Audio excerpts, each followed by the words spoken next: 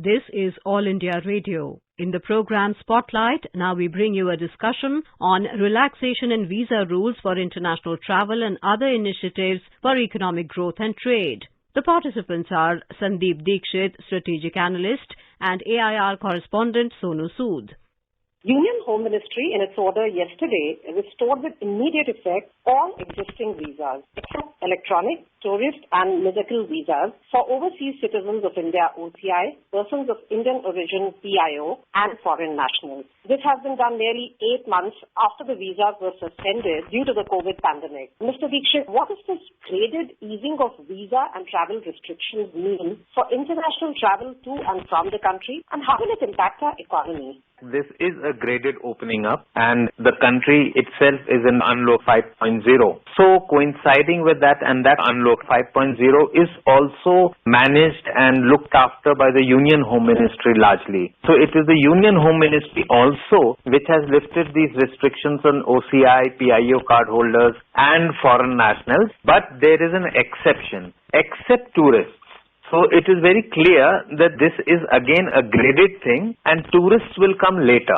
And just now OCI, PIU and foreign nationals, they had been restricted, so now they can come under all sorts of arrangements. They can even come on Vande Bharat mission, air transport bubble arrangements, and even by non-scheduled commercial flights or chartered flights that are allowed by the Ministry of Civil Aviation. What we have witnessing in the last 7 or 8 months is that the interaction has naturally led to a slowing down in a lot of sectors. So while the PIOs and the OCIs who have businesses in India, they can of course come here and then look after the businesses or maybe take investments, whatever be the case. And apart from that, when we are talking of foreign visas, so there are medical visas also. And the ministry has asked foreign nationals who want to visit India for medical treatment to apply for medical visas. And as we all know that India is a great magnet for medical treatment of foreign nationals. So this will also, and it has proved itself very capable in handling COVID so far. And the number of active cases, for instance, has gone down under the 7 lakh mark. So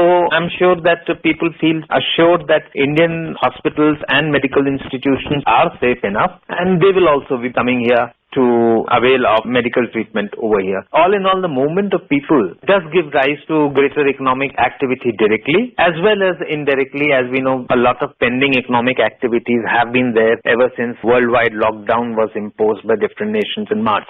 Mr. Dikshit, who will be the main beneficiaries of this easing of visa and travel restrictions among about 21 types of travel purposes outlined, including business, conferences, employment, studies, research? Do you think there will be a significant rise in number of travelers given that the pandemic is still going on? Yes, of course. Worldwide, for instance, in the education system, there's a great excitement about the opportunities that are in India. Practically half of the academic session has gone with nothing happening. So one can expect that students from other countries would be preferring to come in greater numbers to India to study in our institutes over here. Similarly, I had mentioned medical tourism is a great magnet, whether it's people of Maldives coming to Kerala and Tamil Nadu, or people from Afghanistan, Central Asia coming to Delhi, Punjab and elsewhere. And besides that, PIO cards were generally given by the government to help people of Indian origin to enjoy parity with NRIs, with economic, financial and educational matters. And these relate to property transfer, acquisition, disposal, investment, admission of children in the educational institutions under general category quota for NRIs. So all these activities as such which were on hold because of the pandemic situation, as you know, just happened. And all these activities are going to come back into play immediately after the visas get issued. And on the OCI front also, what we were saying was that if you remain an OCI for 5 years, you get Indian citizenship and then live in India for 1 year, including short breaks. The government will have to work out how this will work. But as a first step, providing special immigration counters for ICI cardholders and allowing them to come in will naturally boost economic activity, and especially at a time when the government has initiated a whole lot of economic initiatives. For instance, mining has been given to the private sector, railways is opening up, in space also the private sector will be getting a lot of opportunities. Then there's on the cards of new policy for the public sector enterprises in which a lot of divestment will be done, and of course there's so much of infrastructure work going on. There's no doubt that OCI and the PIOs and other people would like to be part of this growth story. Especially in economics, a general rule is that when things go down a lot, they are bound to come up, and they're bound to come up if there are firm hands on the economic tiller, then they're bound to come up in a V-shaped recovery. So I'm sure all these people who have the good of Indian heart, and that is why they have PIO and OCI cards, and all these people will be willing to take part in India's economic recovery that should start by the third quarter of this year.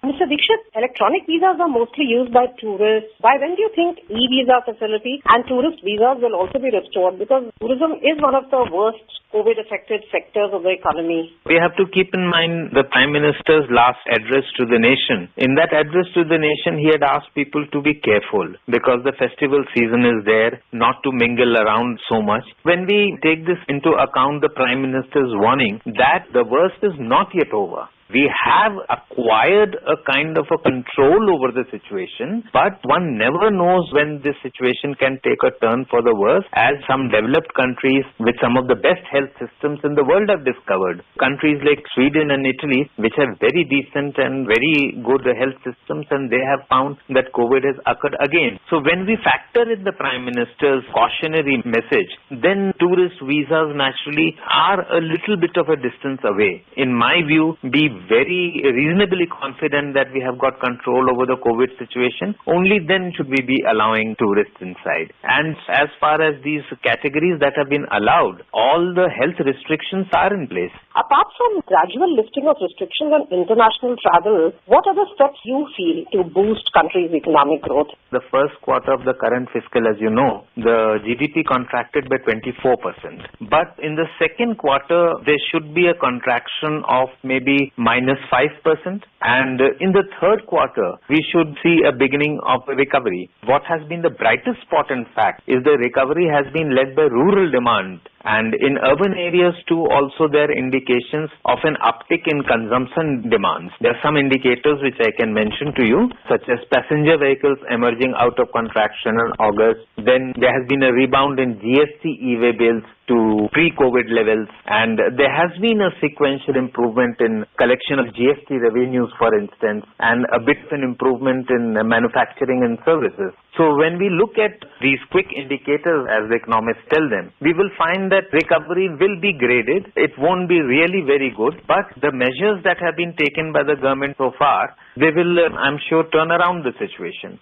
Now, the best part of all this has been so far that despite a easy monetary policy and a fiscal policy, as you know, there was that rupees 20 lakh crore Atmanirbhar package by the Prime Minister, which envisaged a lot of easy loans to struggling industries and cash handouts to the poor and vulnerable. And despite these policies, inflation has remained around the level at which the government had factored for. Because of this, there has been not too much of pressure on the common man from the inflation side when he was dealing with the economic dislocation caused by the pandemic. Since he has been assured on that front, now the focus can be on proactively managing liquidity so that inflation doesn't go up, but the industry gets enough money to once again bring economic activity back to pre-COVID levels, so that the previous plans of the government that were there and that were put on hold because of the academic, lot of those plans because of the pandemic, a lot of those plans then can be given a fresh start.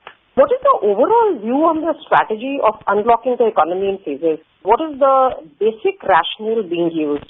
This is the fifth phase of the unlocking, as we know. There have been a number of graded measures that have taken place, And the basic purpose behind this is to re-establish the supply chain. So there have been micro-containments and there have been attempts to exclude just those places where the pandemic has risen, so that people can then resume the normal activity in rest of the country. Once upon a time, as you know, we had a national lockdown where there was no transport available also. And today, as we see, lots of trains are moving, a lot of transport is happening, even food grains are moving very quickly. The basic gears of the economy are already going on. In fact, iron ore exports has increased and they are now touching record levels. And that is because taking pandemic control measures, taking appropriate health measures, the mining sector was opened up, the railways was there as it is, and in the port sector also a lot of measures are being taken to ensure that the pandemic does not in any way spoil the India's growth story that is now beginning to restart.